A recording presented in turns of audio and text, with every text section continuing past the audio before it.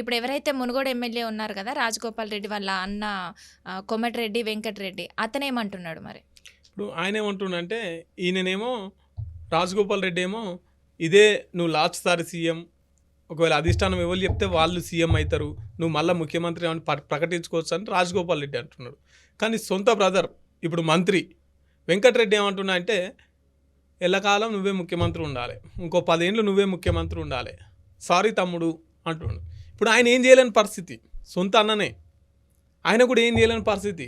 ఇటే అన్ననేమో ముఖ్యమంత్రిని వెనకకేసుకొస్తుండు, తమ్ముడేమో ముఖ్యమంత్రిని విమర్శిస్తుండు. ఇప్పుడు సొంత కుటుంబంలో ఒకటే ఇంట్లో అన్నదమ్ములకు ఇద్దరికి మంత్రుల పదవులు ఎట్లా ఇస్తామని చెప్పేసి బయట వాళ్ళు అంటారు.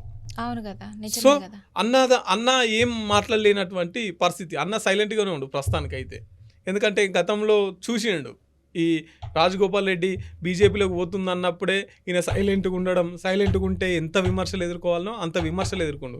ఇప్పుడు మంత్రి సో సొంత ప్రభుత్వం మళ్ళీ ఎదురు తిరిగితే ఎట్లుంటుందన్న దృక్పథంతోనే ఆయన సైలెంట్గా ఉన్నాడు.